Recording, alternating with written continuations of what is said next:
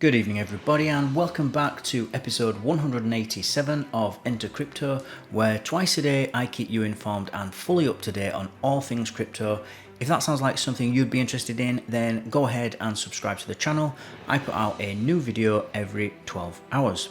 So today we're going to be talking about an article from Decrypt. It's in their business section. It's an article written by Stacey Elliott and it's titled Binance to Suspend British Pound Deposits and Withdrawals. So Skrill Limited, which facilitated GBP transfers for the crypto exchange, will no longer support the currency.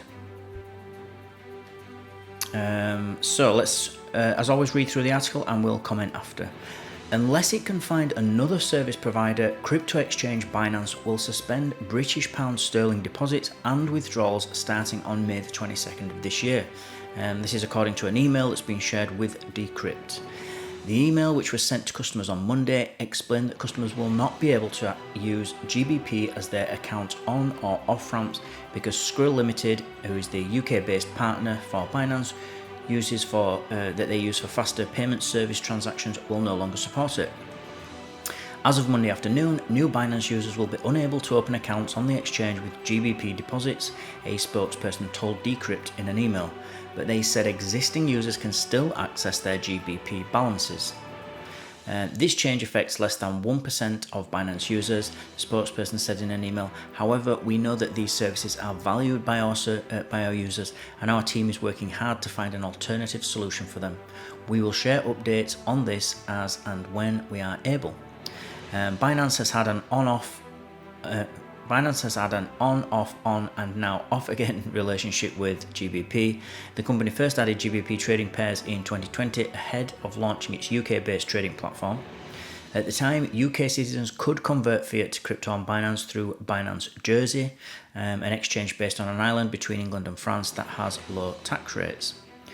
But in June 2021, the UK's FCA ordered Binance Markets Limited, the company's UK-based entity, to stop any regulated activities without prior written consent.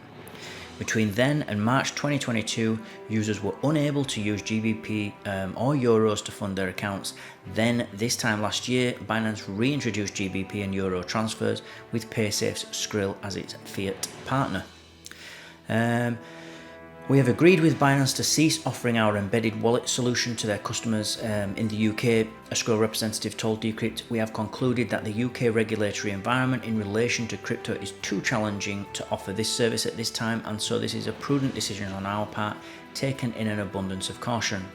PaySafe, which owns Skrill and trades on the New York Stock Exchange under the PSFE ticker, last week reported its fourth quarter earnings. The company noted that it processed $130 billion worth of payments in 2022, which is up 6% from 2021. So basically this Skrill company are a kind of a payment processor for the pound in the UK, and they're now ceasing to offer. They don't want to offer that service anymore because they're worried that either regulations looking bad, the incoming regulation with Rishi Sunak's government is going to be too difficult for them to navigate, or maybe it's just not profitable for them to operate in the UK, or they see maybe future cases could come, court cases, civil cases could be brought against them, or the government might try to take them to court. So they've just decided, listen, it's just not worth it for us to do it. It's not enough money to make it worth it.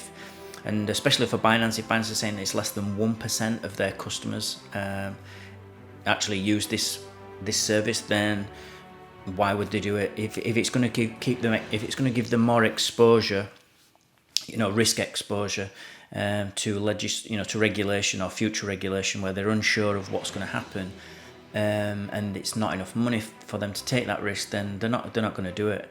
So it's and this is another way that this is crypto's weakest link actually, and it's not crypto itself, it's the on-ramps and off-ramps into crypto. So how do I buy crypto? How do I obtain or hold crypto? I don't have to, but the most common ways for me to get my credit card out or get my debit card out or make a bank transfer to an exchange like Binance or Coinbase, and that's how I get on and off of crypto. And it's the same if I want to sell my crypto. If I want to sell any Bitcoin, I can sell it on Coinbase or an exchange like Binance, and then I can transfer that money to my bank account. So the problem with this is that the banks are regulated by the government, and the exchanges are also businesses, and so they're, for tax reasons obviously, are registered with the governments as well. So the governments can control these entities. They can do whatever they want. They can make it as difficult or as easy for the lives of banks and the lives of exchanges as much as they want. And so whilst they can't control crypto itself, it's not possible. It is possible for the governments to control the on-ramps and off-ramps, and so that's really why it's important to be aware that that is the weakest link for crypto. Even if they clamped down and made crypto completely illegal, and so there was no way you were allowed to buy it, they still couldn't stop us, for example, exchanging it peer-to-peer, for example, me trading it with another person, or trading my work or services, or if I want to sell something and I want to, get crypto or get Bitcoin in return for something I want to sell, like a car or something like that. The government can't get involved in that. They won't even know about it. So, but I think this is really, because we're in our infancy, because this industry is so new, we're going to struggle with this. This is just like learning to walk or learning to talk when you're a child. You've got to have that difficult period before you can get on properly and get on in your life. So I think it is a temporary problem. It is a big problem, but it's a temporary one, and we have to go through it. There's no way, the government's not going to just roll over and let crypto take over, and they are going to really fight and push back. And one of the tools that they have is regulation, and they can use that against crypto. And there's not a lot we can do about that, but the great thing is that we don't need to care too much. As long as we have a long-term view, a long-term outlook, and a low time preference, there's really not a lot they can do to harm us. So that's what I've got for you this evening. Thank you for watching, everybody, as always, and listening.